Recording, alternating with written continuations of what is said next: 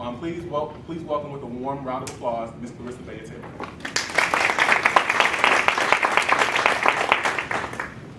Good morning / afternoon. I'm so excited to be here, and hopefully at the end of about 45 minutes or so, you'll find some nugget that's relevant to you and what I'll talk about. And so what's interesting as I work back and forth with the Integrate Chicago team and Eric and his team around what should I talk about, because there was this large array. It was like, hey, do you want to talk about skills like crises and issues management, which abound? Or, what are some other things you want to share? And I thought over and over again in my career, the teams I lead, the leaders I've worked for, I think the number one thing that a lot of communicators and marketers fail to do is to really proactively do some hygiene as it relates to their own navigation, as it relates to trying to break through to wherever you want to be, wherever you're going to be happy. So I wanted to bestow some information or knowledge to you based on that. So I hope to cover a few things. One is just brand. So when we hear brand and looking at a lot of what you guys have talked about, and I love the way our last presenter ended his presentation, but I think as professionals, it's real easy to say, oh, I get that, I know my brand, my social stuff is up to date, I know who I am, but more deeply, when I'm, interviewing people for roles or talking to individuals about career development or mentoring people or looking at situations that happen in the professional, on the professional landscape, I think people don't seriously ask the question of who am I? Like, where do I want to be? And am I today where I want to be? Or where do I want to be tomorrow? So it's not necessarily the bells and whistles around how you express it, as much as it is how are you thinking about it and why is it important. So I'll talk a little bit about that and talk about some of the dimensions as it relates to how you're perceived. And then I'll go into, well, how do you express that? So as Eric mentioned, I've had a pretty long career, but I still have a long career ahead. And so whether it's where I started as just like a temp working in a comms function and then being blessed for them to say, hey, you work so hard, why don't you, help me build this team? And that was at Blue Cross in Philadelphia before I had my undergrad. Or doing significant global work from leading all of communications for Europe for Pfizer, or helping Pfizer, launch a generics business unit when no other big pharma company had done it. Or pivoting from Pfizer to go to GE and doing 3 different roles in GE. And under 5 years, I was at Pfizer a decade, I had about 5 different roles, but always progressively excelling, to deciding, hey, I'm going to pivot from General Electric, from a role where literally I was around the globe all the time, different continent every week, sometimes 2 in a week, to let me shift and go into Exelon. I joined Exelon about 3 months ago at the end of a very contentious merger, and they acquired the company. I'm responsible for helping to shape Pepco Holdings. And Pepco Holdings is basically the energy company for Mid-Atlantic. So it consists of several utilities, Pepco in Washington, D.C. and Maryland, Atlantic City Electric in southern New Jersey, Delmarva Power in Delaware and Maryland. So shifting from global issues to really interesting issues in the district and Mid-Atlantic, and did that for different reasons that you'll hear about as we talk about career decisions, career journey. So we'll talk about how do you then take that understanding of yourself and differentiate to break through. And some of the things that have helped me personally break through to different levels of leadership, but also to kind of get you guys thinking and asking yourselves some questions about how do you want to break through. I'll talk about some tools. Some of these things you may have down pat, like that elevator speech, and yeah, I know what to say if someone asks, who are you and what are you about? I already know it in 30 seconds or less. To the hygiene around things that have differentiated me. One of them being a professional portfolio, which has completely morphed over time as technology has changed. Then I'll close out on some tips. So you've done that self-assessment, you know who you are, who you want to be, where you want to go. You've thought about tools to help amplify yourself. And now, how do you do it? So some of the things around networking. Whether it's networking on a micro level, the networking that Eric is so phenomenal at that brought me here, and I'm going to keep picking on him because I think he embodies a lot of these elements I'm going to talk about, as well as questions that you might have about how do you break through, how do you work with executive recruiters, how do you, now that you have all these materials about your brand, what's a graceful, natural way to get them out there. So that's what I'm hoping to cover in about 45 minutes. Because that hits several buckets, it's more going to be a survey as opposed to deep surgery in each area. But you can get my contact information from this conference, and I'm happy, if there's anything I say that interests you, I'm happy for you to reach out one-on-one, and I'd be happy to share more. Well, I'm seeing heads nod. So, understanding your brand. So, what's really interesting is a lot of people jump into who they are based on what they do. So, hey, I'm a global communications executive. I've worked in healthcare, so I could say I have over 20 years of experience in healthcare, and I'm passionate about telling stories, or I'm passionate about helping the bottom line advance. Like you can fill in the blank. But I think there's something deeper in understanding who you are than that 10-second statement, that 30-second elevator pitch. And time again, when I am talking to people about, well, where do you want to go? Or they say, well, Clarissa, how did you get to where you are? Or, hey, just 2 weeks ago, I was interviewing someone for a job, and the first question is, so tell me about yourself. And it's so interesting how many people struggle with that first question. In any interview in one-on-one, they say, be ready to answer that question. And so many people can't. So one thing I think that is really, really important is to think about who you are. And who you are isn't your resume or where you've been. It's what people are going to say about you when you're not in the room. So what's really interesting is many times people think about their brand as all this stuff they're going to throw in front of you to, win the job, win the opportunity, win the pitch. But some things they don't think about. I told HR, from now on, don't send me any candidates who don't have a social presence. If your Twitter is looks like FBI most wanted poster, or you don't have, any connections on LinkedIn, how are you going to have a conversation with me about a job in communication? But on a more deeper level, where I think people miss, because we're in such a connected world, is before you sit for an interview with an executive in your company or outside, your brand precedes you based on the information people can discover about you and based on the conversations they're going to have about you before you leave the room. So one really, I think, helpful exercise to think about is if you were to write down who are your brand ambassadors, who would they be and what would they say? So it's interesting, an internal candidate, at a company that I won't name, is interviewing for a role and said, hey, you can call person X to find out more about me. Person X had left the company. When I called person X, they didn't necessarily help this individual close the deal.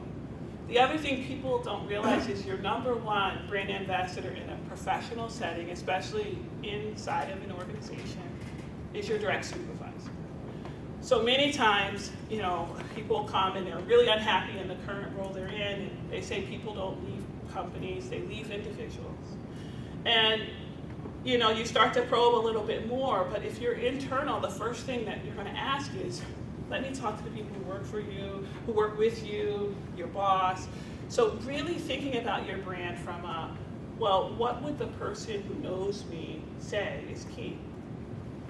Many times I meet people who may have worked for a decade, 20 years, 30 years, maybe transitioning. And the first time they start asking some of these questions is when they're looking for a job. Maybe there's been restructuring, maybe there's been downsizing, maybe they just graduated and they're looking for where they want to go, maybe they want to break through. And one of the most important things is to ask these questions. Who are you? What do you like? What makes you happy? Before you're actually on the hunt to sell yourself, because that first question, tell me about yourself, is linked to a lot of these questions. many people, if you say, well, what sets you apart? From everybody in this room, we know what brings you together, because you have a common interest in profession. But if you ask, what can I do like nobody's business? What can I do that hands down is one of the greatest gifts I've been given?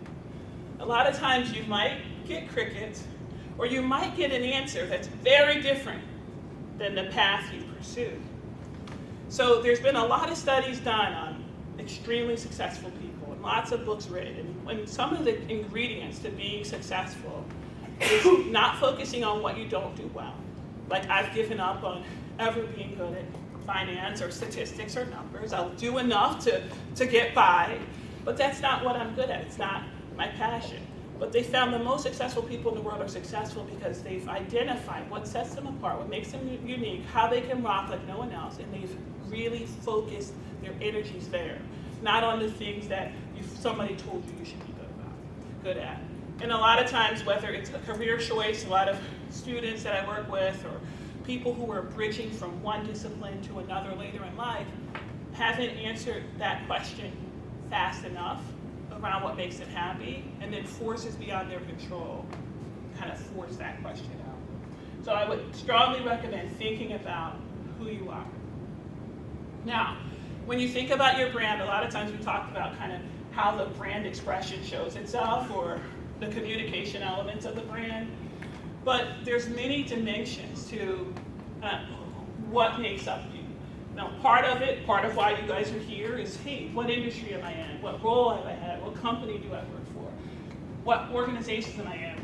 What charities am I involved in? And all of that legitimately is a part of your brand. But these relationships are also really key. And I think it's really healthy to do an exercise to ask, hey, when I map all my relationships, and I'll show you guys a map in the networking part of this conversation, how will these people help get me to my center? And maybe I'm already at my center, how do I evolve that center to the next chapter? The other thing to think about are the nonverbal leads the verbal. So a lot of your brand is not all the great things you're going to say about yourself, post about yourself, tweet about yourself, but really, what impression do you leave based on the nonverbal communications, which, as we know, is a greater percentage than what you can amplify about yourself. And how do you manage that? The number one way you manage it is through the relationships, the people who know you. It's one thing for me to say, hey, I'm great, I've done all these things, look at my title. It's another thing for others who know me to say, hey, that's the best boss I've ever had. Or, hey, she's really a talented leader. She knows how to, do strategy like nobody's business. You want to really think about how you cultivate and how, pay close attention to your reputation. The other thing that you guys know is nowadays everything's discoverable. It's funny, there was another candidate that we were interviewing for a role many years ago, and we were kind of looking at her LinkedIn, and then someone on my team said, oh, here goes her Facebook. And I didn't even know at that time that Facebook had shifted its rules so that a lot of things, when you first sign up for Facebook, that you could designate or only friends or friends of friends have become public. And here we are looking at candidates, again, screening for a job interview. And then I said, oh, I didn't realize you could see your homepage and your photos. And so then I decided to say, well, what can people see about me? And I was surprised that people could actually see some of the profile photos of me or my family on Facebook. Now, luckily, I'm corny, I'm boring, and so there's nothing in there that I think would impede, because I try to strike a good balance between who I am and how I express myself to the world. But, I tell this to my college-age son. He's a senior at Syracuse studying communications and rhetoric, and, he's always, anytime I want to know what Rafiq's up to, all I have to do is check his Twitter. And second by second, I know his emotions on everything. And no matter how his mom, who might be a teeny bit knowledgeable in this space, talks to him about, Rafiq, like the whole world doesn't need to know how you felt about that meal. More and more, you're seeing that once you put your brand out here on these social channels, employers are looking at them first. And many of you guys probably already know this and have audited yourself and have Googled yourself and have scrubbed that stuff out, or have hired people to help scrub it out, or you never had stuff that needed to scrub out. But you can't talk about reputation and brand today if you haven't really thought about that left dimension of nonverbal, but also how now social really impacts that dimension. And then your reputation. Do you do what you say you're going to do? Do you deliver on your commitments? How many, like right now, I could probably write a list of myself personally as maybe someone who's given me a card and I didn't have any cards left and I said, I'll get back to you. Did I get back to them? I might have chose not to. That could have been my ploy. But there's probably more people who I meant to. So sometimes it's the smallest thing. So each week on the weekends when I'm flying, right now I'm commuting because my job at GE was here in Chicago. My job at Exelon is in Washington, D.C. So I literally am commuting every weekend. And so on my flight, I make a list of those commitments that I've made so that I can wake up with a clear conscience on Monday. And I try on Sunday to regularly purge that list. So just a good behavior to think about. So before I shift from kind of thinking about who you are, I didn't want to do too much of branding just because I know you've probably heard a lot and I want to hit it from another angle. Any points or questions about what we just talked about before we shift to kind of tools to express? Yes? Well, this isn't a question so much as a comment. I work for the federal government, and one thing in a time such as we are in, with all this political discourse going on and a lot of heated feelings on either side, there is anybody who would be interested in working for government, and this may, a follow through for state and local governments too. If you are on social media now, even as you are just, before you're looking for a job, and that stays there in perpetuity, even if you're not looking for a political job, it is really frowned upon to have these strong political opinions on social media. So I'm glad you brought it up. It's interesting because one of my good friends who's a chief comms officer somewhere retweeted something about the current election. It was just a story. And I thought, well, that's really interesting because usually we try to stay neutral. And even though all of our Twitter handles say, this is my own opinion, there's still, when you're a spokesperson for a company, there's still a fine line. And a lot of times people are trying to lean towards where are they most authentic. Whether you're retweeting a very interesting commentary about the debate or photos or conversation, it's really interesting that the worlds are encroaching.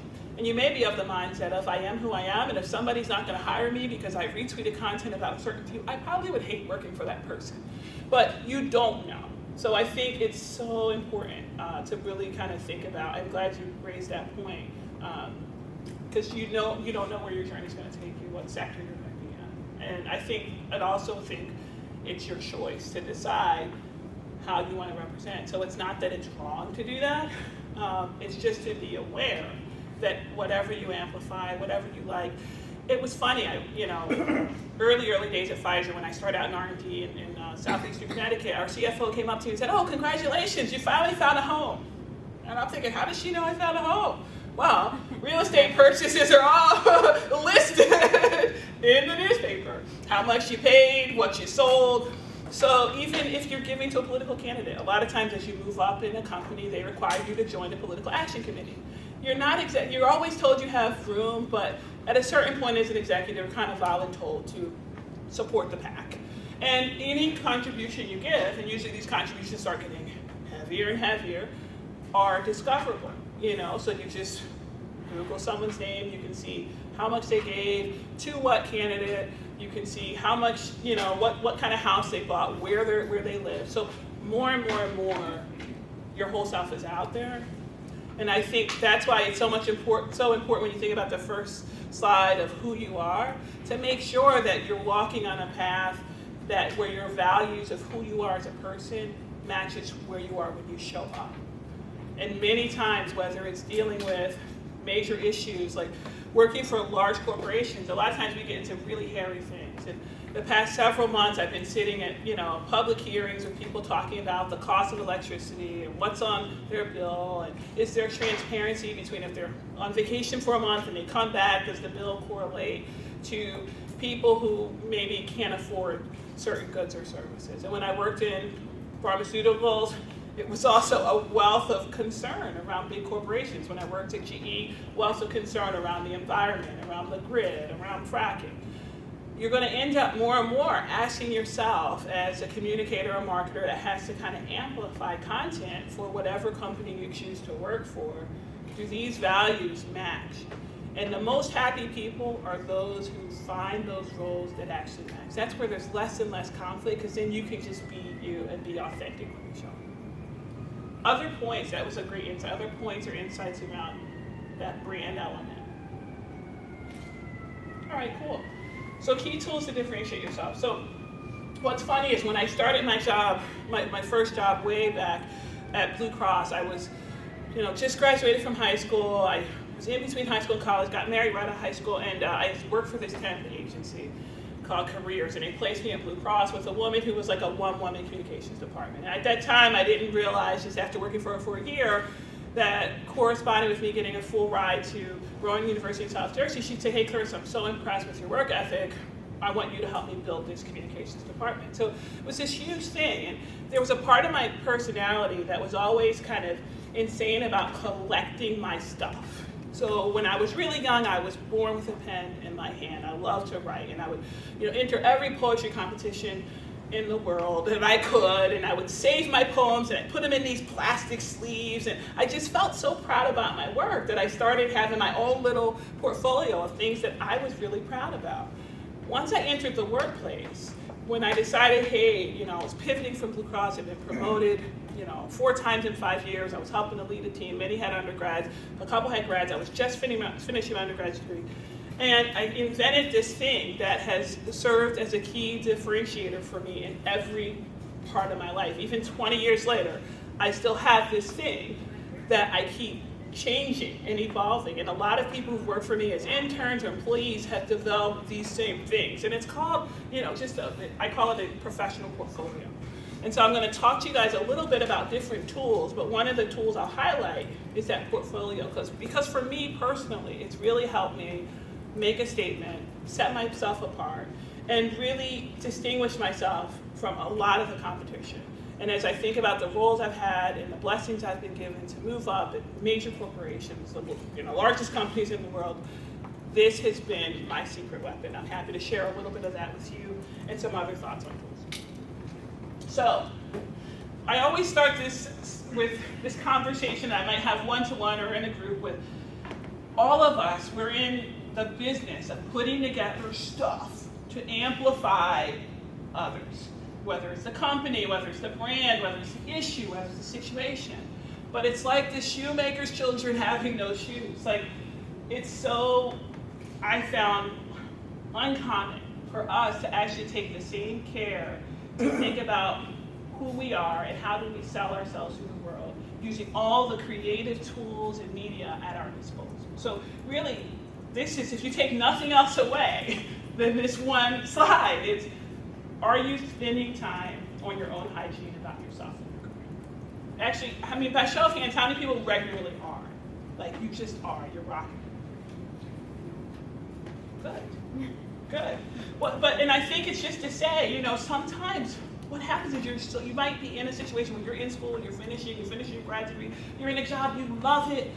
It's not until an opportunity comes where someone says, hey, there's a job that's coming up, I'd love to talk to you about it, I'm building out my team, and you're like, I don't have my resumes, I haven't had to update my resume in 5 or 6 years, or I don't have one, or maybe I can just add a little section to update my resume, and now, oh no, it's more than a page, it's more than 2 pages, how do I tweak it?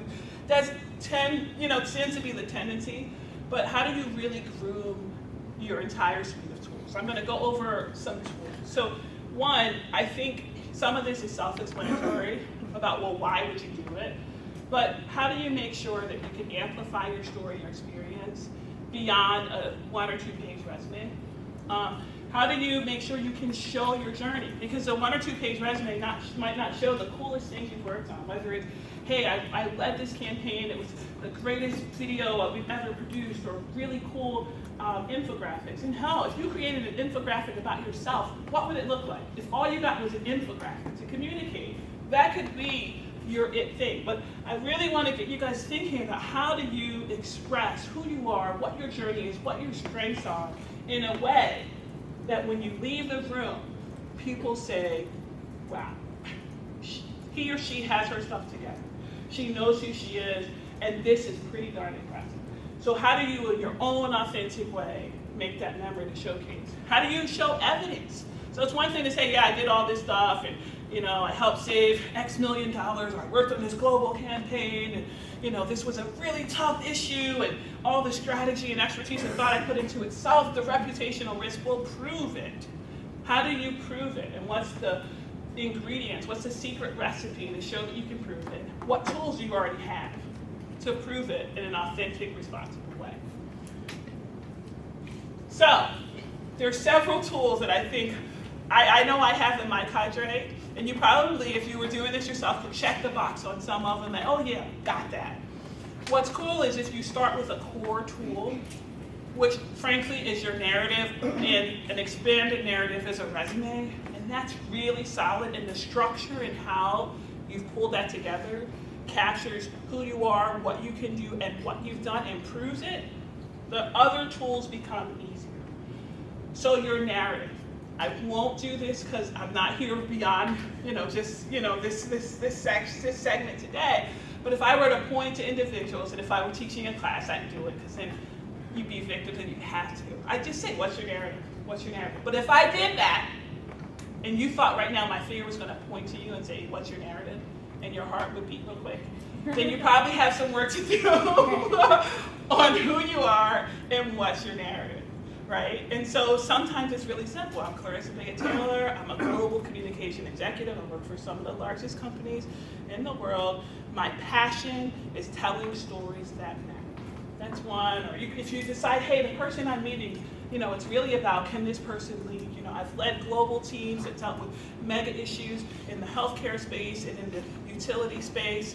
And my passion is helping others break through. I invest in people.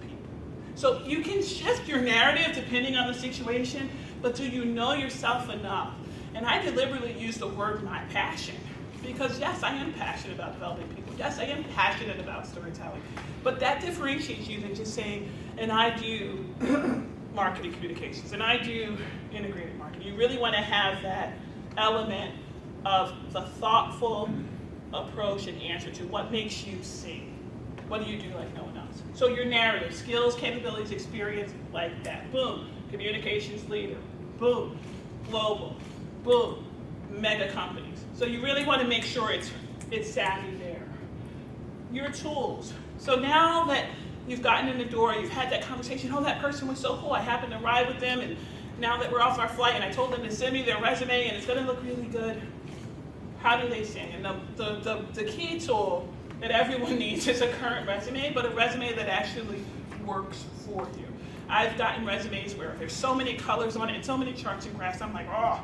And I've gotten some of the best resumes that might be a page with a little bit of white space, and articulates outcomes, and I'm like, yes. Or multiple pages, and it's a hot mess, and it's not good. So just think about so you have it together.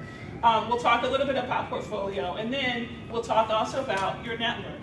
Because how you navigate and grow and get to the next level is based on the network. I'm not going to go in deep detail on the narrative, but I think I gave you guys some examples of being able to say who you are, what you do, what your strength is, and is your passion in there. Is it in your voice? Or is it some cookie cutter thing that somebody copied from what you wanted in the job description, and they changed it for the job description, but when you check on LinkedIn, their experience doesn't show their communication and marketing at all, they're actually a clerk, which has happened to me many times. So, just make sure that you're correlating who you are and what you do with how you're expressing it. So, for your narrative, not as important for the elevator speech, but when you start to build out any tool, this is the universal storytelling. Have you guys seen SPAR before? In some way, shape, or form, seeing heads nod. Some heads nodding, yes, some heads. So it's funny because when I train storytellers at work, whether they're executives who are going to have to speak about big, hairy issues for the company, whether they're communicators who are going to have to deal with the media, whether they're marketers or advertisers who we want to get our story type creative, it's what problem are we trying to solve? I think human beings and individuals have the same issue companies have when they spar, and they just go to the action. We have product X. Product X will help you have the longest tresses you could ever imagine. You'll be Rapunzel with these tresses.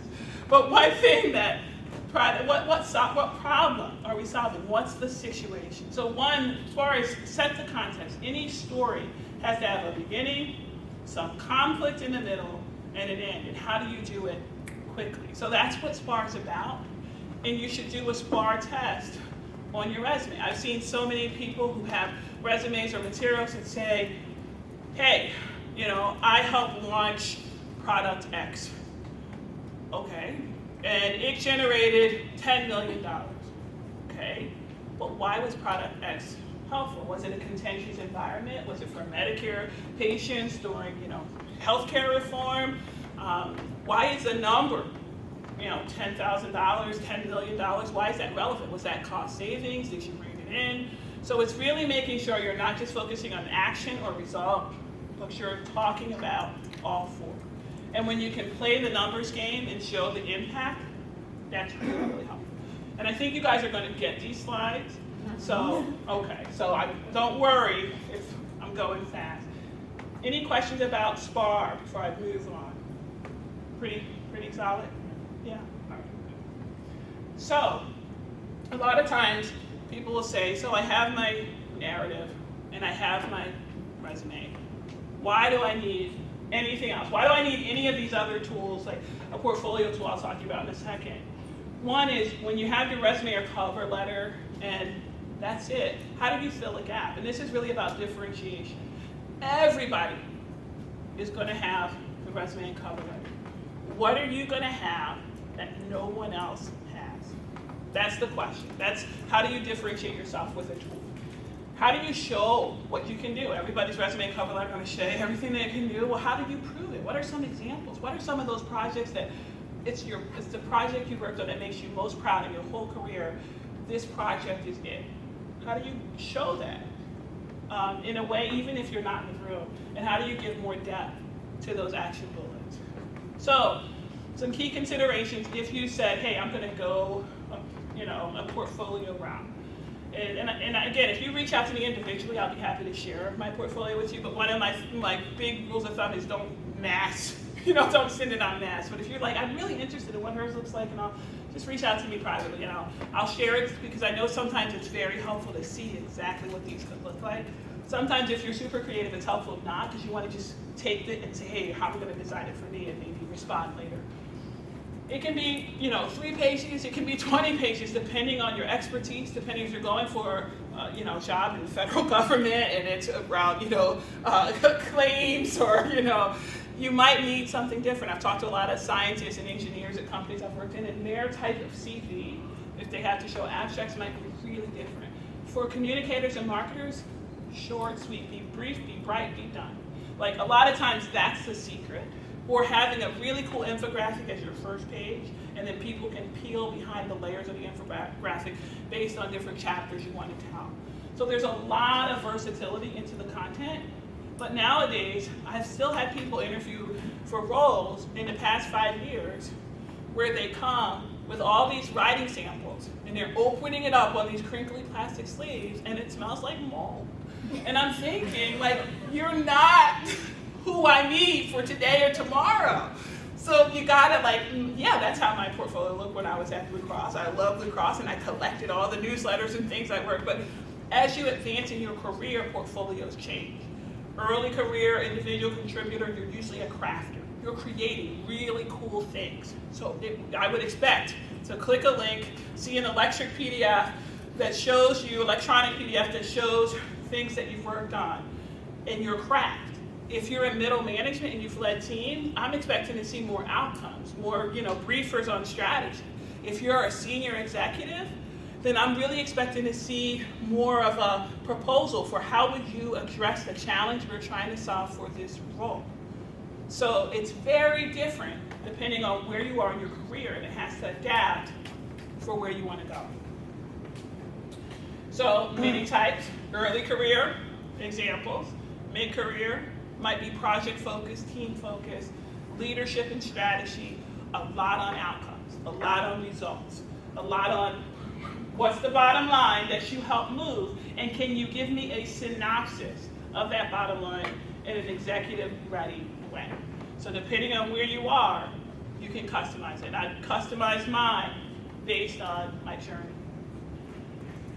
One bonus that I think for any job, it's funny, when I was at GE Transportation, we were trying to build out our social digital team, and one young man showed up for the interview, and he just wowed me, because instead of just showing me what he had done, even at his level, because it was pretty much, 5 to 7 year experience type role, he actually made a proposal of what he thought I needed.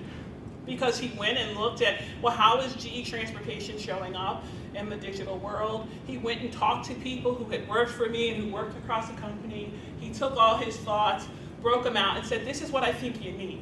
And was the proposal everything I needed? Maybe not. But the fact that he took the time to say, I care enough about this role, I've done this research, I've done my homework, here's what I would recommend. I was able to see through that proposal his strategic thinking. So it's one thing to have a portfolio that says, this is what I've done, and here are the outcomes, and here's an example, and that is important because you have to prove it. It's another thing to, if this is the role you want, to ingrain yourself so deeply into the situation and the needs that through a proposal, but also through a conversation.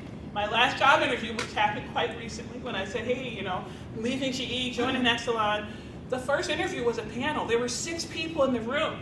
And as I answered questions about how I would address reputation issues in the District of Columbia and how things I had done in the past correlated, I was able to tell a story that was specific to every person in the room. So one really important thing is research. And now, because of the digital world, you can find anything. Just like the people you're auditioning for can find anything about you, you can find anything about the people you will meet in a company.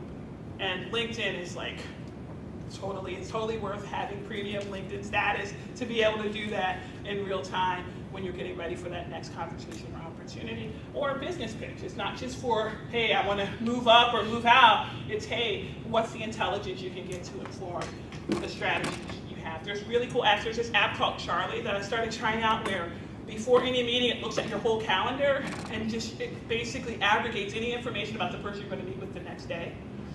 And so it's kind of, at the end of the day, it's pulling LinkedIn links and stuff. There's still some glitches to it, but there's a way to kind of advance and do that. So say you got your tools, you've done it, you love your portfolio, you decided, hey, I'm just going to go the infographic route, okay? I started with the basics, I just needed to make sure my resume was tight. There's do's and don'ts once you have these really great storytelling assets about yourself to do. So do share with a small, trusted network for feedback. You have a great network in this room.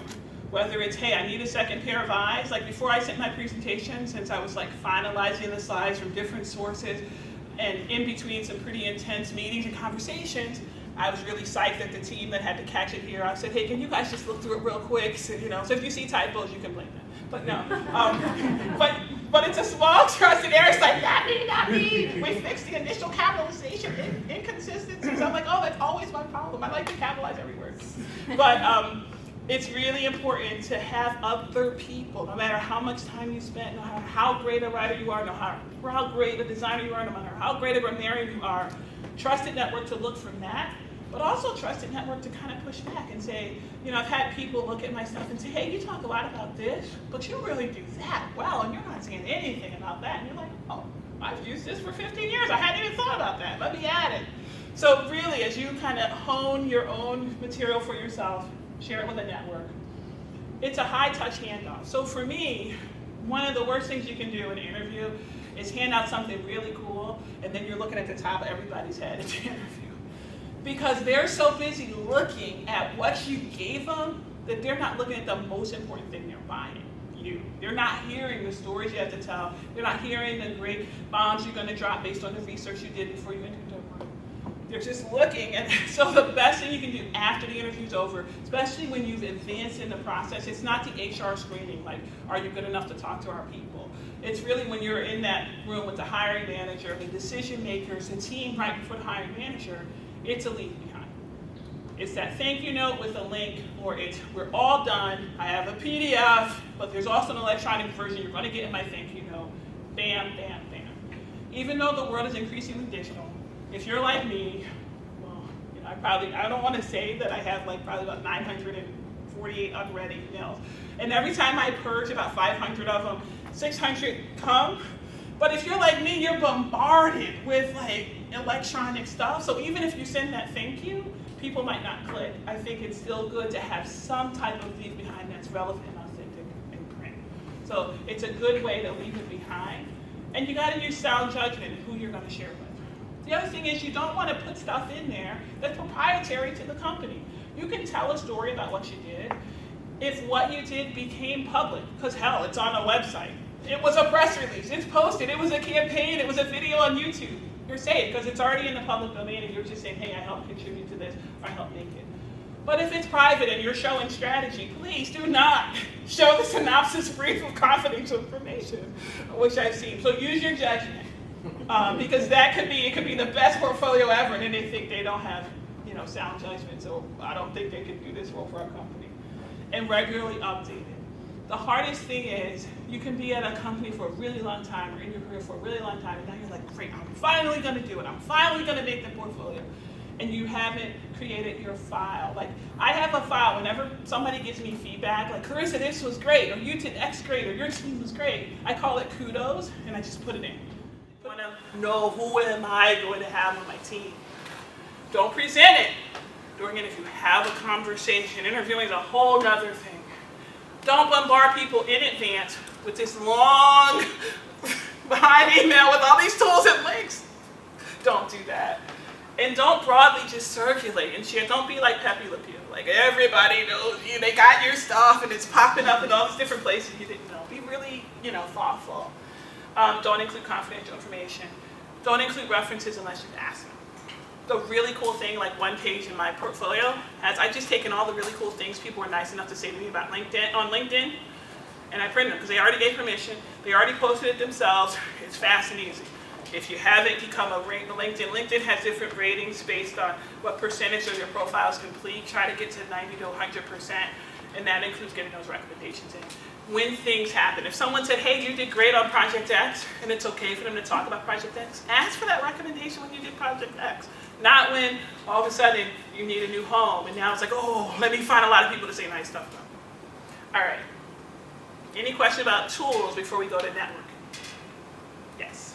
So you say one of the don'ts is don't broadly circulate it. So how do you feel about people having like their own websites with their portfolio public, or like even LinkedIn? I know you can upload portfolios there.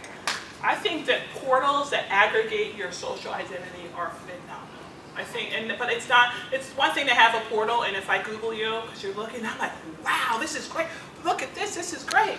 That's one thing. It's another thing to just kind of massively send junk mail with it. So I would say it's sitting there, it's great, you're directing people to it, this is your brand, this is who you are.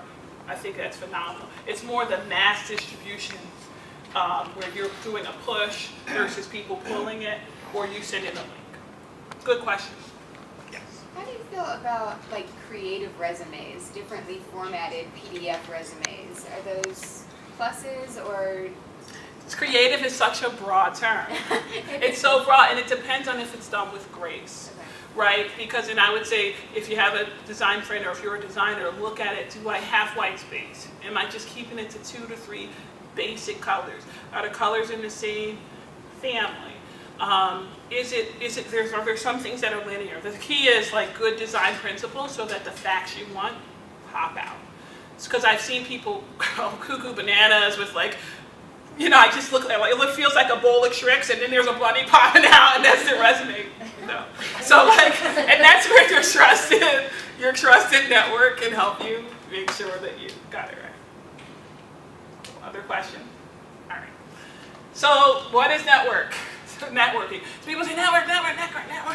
And you're just like, a lot of people who are in communications and marketing are introverts and extroverts close. We get our energy in small situations. We're very creative. We need that time to decompress. If we're around a whole lot of people, at the end of the day, it feels like we're around a whole lot of vampires, because we just need a lot of communicators and marketers. People think, oh, you're an extrovert because you talk and you're presenting, but it takes a lot. So with networking, a lot of times there's this misnomer that it's just getting to know as many people as you can and passing your card out, and you have to be gregarious and you have to get out there. That's not networking. Networking is really a science about creating meaningful professional relationships that can help advance you forward. It's two-way. And I'm embarrassed, Eric. But one of the things I love about Eric is we met a few years ago. I was on some panel for BPRS, the Black Public Relations Society, and we were in Atlanta, and we were talking about crises. And another person who was on the Edelman team, mentioned Eric and what a great job he did as an intern. But after that, multiple times a year, whenever Eric was doing something super interesting, whenever he had a big moment, from a school achievement to a professional achievement, he would send me a note, and he would take time and care. He would also ask me, what's going on in your life? How's it going? And it really made a huge, huge difference. It's one thing to get somebody's card at a meeting, and then that's just it. It's another thing to make sure your network you leverage. There's a CEO who left GE. He's now leading, he's CEO at some large company in the Netherlands. He emailed me the other week, and beneath it, there was all this stuff in Dutch. But when he wrote in English, he said, Clarissa, and he copied somebody in his communications team, can you tell person X on my comms team, can you share with him some advice about communication? And I'm like, uh-oh, because I know the CEO, and if he's now reaching out to me for advice, we need to talk. I don't know if I can share the specific advice on the skill set. He probably needs other advice, but that's another story. But it's an example of feeding your network, And it's two-way. You don't just ask people for stuff when you need it. And also, senior people in your network, senior leaders, senior executives, it's a two-way street. Like what was really great about Eric is he was telling me what's up for him, but he genuinely cared about what was going on with me. And sometimes just saying thank you, I'm thinking about you, or here's some thoughts. It's a two-way street. It's not just give me. And these stats, you guys know that 70% of jobs are found through networks. 60% of jobs are never posted or advertised, so actually you already know. A lot of times leaders are already thinking, I'm redesigning my team, I have to do this, and you're already starting to think about your Rolodex. So by the time you do the posting, you're telling HR, here's my short list. It's very rare if you're starting your job hunt from what's already posted, you're already behind everybody else. And also, a lot of times the way you get to the next job, if you love your organization, is to do it. Do that job. A long time ago in my career, I wanted to be at a certain level, a certain band in a company. And the best advice someone who actually worked for me gave said, Clarissa, if you want to be at that band, be at that band already. So a lot of times you have to wake up saying, I'm already there, and operate with the grace and decision making that shows you already are there. And that's a lot of times the way career opportunities happen. Other ways is invent the job. You see a need, moonlight, do it, and all of a sudden the job will come. That's happened for me personally in many places. When I was at Pfizer, I was head of communications for Europe. Before that job, I'd never had a passport. Our head of Central Southern Europe had been asked to write a strategy about all these products that were losing exclusivity and how we could break into the generics business as this legacy big pharma company. And while he was working on his presentation for the board, I volunteered to help him. And then he had this big session at a leadership meeting, and I volunteered to help him with that. We created some cool content and videos. And before you knew it, they gave an entire business unit, and I was already leading communications for the unit, even though my day job was something else. Be your best.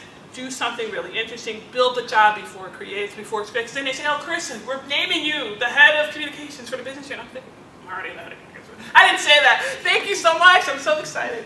All right, so how do you map your network? So the cool thing is LinkedIn makes this really easy, but it still needs hygiene. And sometimes you just want to break away from the computer screen and just map it out. But it's like, who's your A? Who do you already know? And you don't know B until you know C. C, from a target perspective, is, do you want to be on an agency side? Do you want to be on the government side? Do you want to work for a mega corporation? Like, have you identified a target? Do you want to work in marketing, advertising, communications? In marketing, is it marketing research? What is it? So you got to kind of know your C, and this map might shift depending on who's in your C. But it's really the point of this. If you don't take away anything, take away this one thing. From a networking perspective is, how do you effectively bridge between where the green is and where you are? And how do you take the assets and people you know to try to get there? And where you are doesn't necessarily mean you're going to get the job next month or tomorrow. It might be the job in a year. It might be a job in 2 years. Are you working with the B's and C's? Because you have C's, people who actually lead teams, can hire, build departments, or they're rock stars and you maybe were in class with them or they were in class with you and you thought, I'm going to work for you one day. Because you knew had it or they were highly connected. You know some of the C's or the activators. It's how are you cultivating and staying connected to them. And if you're an entrepreneur, if you're like, hey, the heck with this, I'm gonna make my own money, I'm gonna run my own business. While I do communications by day, I've also been running a nonprofit for about 14 years because I always thought I'd be a teacher. The nonprofit is art-based. It's called Writers Block Inc. And it started with writers who hang out in the block, and it's grown. And I'm really excited that the young people who found it, who really like dragged me to create it, are now leading it. But it was that need to not always be boxed in or defined by what I was being voluntold to do at that point in my career journey. So a lot of times creative people are entrepreneurs. You might have something on the side. I love Uber's new commercials. Like I forget the exact nomenclature about, but like your side gig, like your thing on the side to get extra revenue. So even if you're starting your own business, or you're working for a PR agency, or you're running your own, this same networking, it really links a lot to the great market segmentation that we saw earlier. So do it for yourself though, not just for a product. Questions about networking? Yes. As far as like LinkedIn goes, is there anything like that you would say, or like any way that like a connection could be like a bad connection? Yup. As soon as it goes bad, unlink them. No. Unlink them. The hard thing is as you move up and up, there's probably as many people as you hire. You might have a small cadre you've had to fire. Or there may be that person who's always trying to one-up you in a meeting. And when you first joined, it was like, yeah, let's be on LinkedIn. And now you're like, oh, everything's a fight. People in your network should be in your network. And you also have to actively monitor, because in LinkedIn, the thing is, they could be 1 or 2 or 3 removed. So you got to do, when you're doing that who are you exercise, a big part of that is what are some of your areas of exposure? What are your Achilles heels? And you haven't lived this long and not have an Achilles heel in your network. Well, maybe a few people, but I think we all, have somebody who, it was just a difficult situation, whatever. So I think it's really important to think about, make sure when people ask to link in with you, I have people link in and I feel guilty, like, how do I know you? Then I'm going through the profile, do I know you? And it's like, they've tried to link in out of the blue, and then I'm like, I feel so rude, I'm not gonna click connect because I can't remember them. And some people in their LinkedIn say, if I don't know you, I won't click connect. They have like this whole boilerplate. I think in LinkedIn or any social channel, even beyond LinkedIn, Instagram, Facebook, sometimes Instagram and Snapchat, sometimes they will automatically like populate just because somebody's connected to you. Don't do the auto pop. You might not want that connection. But also people who are going to not say kind things, you have to have a defense. For every offense, you got to have a defense. So you got to think about it. Every situation is unique. That's a broad statement. Every situation is unique. If you're unhappy in the place you are, that unhappiness might manifest itself in what you're doing, but it might not. And people may have opinions about your qualifications or skills, and you're like, they are so wrong, and this is so situational. Well, that's why this presentation is so important. You need a really strong offense to pivot from a situation. Other questions on networking? Yes. Just a quick question. Let's say you're trying to kind of move industries, and you're looking for relevant networking events or to meet and expand upon people that you don't know. How do you identify whether a networking event is going to be valuable? Because I go to a lot of ones that are at bars and they end up turning into kind of a singles event and it's awkward. I know you've all been to ones where like you're a girl and you just end up getting business cards and get hit on by creepy guys. How do you No, it sucks. How do you identify if a networking event is going to be actually valuable or if you're just spending $30 on a ticket and getting drinks? And it's not, Yeah, one is it's always good to go in pairs to networking events, period, because like it's checking out who else is going to be there and not just kind of going cold. I think that it's a realistic issue. If you're an attractive person, or if everybody's attractive in your own right to different people, you have to worry about people's agenda. Are they networking because they want something, whether it's a date or whether it's something else? My advice is don't exclude, if you want to bridge industries, don't exclusively rely on networking events. There's also conferences where people are legitimately there. They're going to be a presentation. Somebody did a great talk, and you're like, oh, hey, healthcare sounds interesting. Hey, let me make sure I follow up with that speaker. So I think going to conferences and responding authentically to the conference, but also if you know somebody already in the industry, getting them to schedule a lunch with you to make a connection. So try to find those more intimate connections, Eric.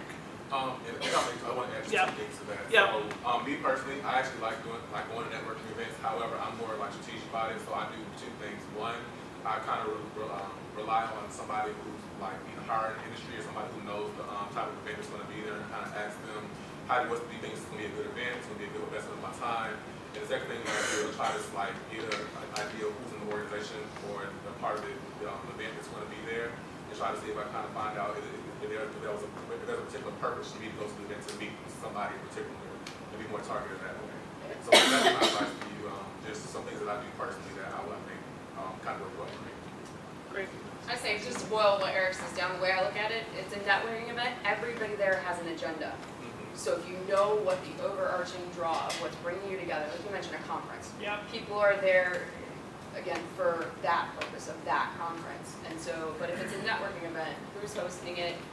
What are they there for? Right. And also being active in organizations like IABC or PRSA, because those organizations, even old sororities or fraternities that might have been professional based, or maybe they're not professional based, but people are connected, those natural groups that you have an affinity to end up being huge. So 2 slides left, because I know we're now into the lunch period. But you'll all be slimmer, because the less time you have for lunch, the less calories you eat. You can thank me. No, but some things to think about. When you think about the channel. So we talked about the content, we talked about the network, and now it's kind of like, well, what are the channels? One is the current company or industry or organization you're in. Don't underestimate the power of your current location. And a lot of times people think about breaking through, and they think, oh, I got to break out. I've done both. I've moved up, in companies, and typically I'm there like 5 years. At Pfizer, I was there a decade. At GE, I was there 5 years, and I moved up. And then you pivot out. Or you might just move up forever. You meet people, and it's rarer, but I've met a lot of people in companies 20 years, 30 years. So don't ignore the fact that you have tons of opportunities in your current company. And the bigger the company, the broader the portfolio of work you do, the broader the opportunities are. Social sites we talked about. Associations, so what associations are you linked to, but also a lot of times you'll see job leads based on the association boards where people are like, I really have a need, I don't know who it is, I'm going to put it here. Executive recruiters. So I promised to talk about executive recruiters. I don't know if we have enough time to talk about executive recruiters. Eric's saying no, so we'll have to do part 2. It's just really important to build relationships with them. If you've never worked with an executive recruiter, the best way to get to work with one is look in your LinkedIn network of people you know who have already worked with one and get them to make an introduction. That's one of the best ways. And the other thing is help them out. I always get calls from different recruiting firms saying, Clarissa, Korn Ferry team would love your help with here, or Spencer Stewart would love your help here. Do you know anybody who can do X? The best way to get is to give. I always try to find talent or respond to their email if I can't find it, because that's a great way for them to think of you when you need their help or you're just probing later. And your network, which we talked about. So in summary, know who you are. I love The Lion King. When I got married over 20-some odd years ago, we walked down to the aisle to the circle of life, and there's this one line in there when Mufasa tells Simba, and he's looking in the water, he's like, wait, no. Well, yes. He says, remember who you are. Remember? That's what Mufasa says. But Rafiki goes, who are you? But either way, I think Mufasa really, think about it. Because you guys, limited amount of time on this earth. You spend more time at work than you do with the people you love. You work to take care of the people you love. Know who you are. Try to get to that brand center where you're happy doing what you want. Manage your career. Don't let it manage you. So many times we're meeting with leaders like, who's going to be great on this team? You feel like you're at, a draft. Everybody's got the talent. Everybody's trying to grab it. If you don't have a plan for yourself, you're going to be a part of somebody else's plan. And maybe you're fine with that. You're popular. The leaders are moving you around. You're like, okay, I'll do that job. And I've seen people manage their careers that way. but I think you should be a master of your own plan and your own career. Love yourself, self-care, groom yourself with these tools. Get that kudos box going, get that file going of favorite projects. Update your tools regularly. Any final questions before lunch? Yes. I just have one question kind of about the social media. So luckily, well, I'm in college, undergrad still.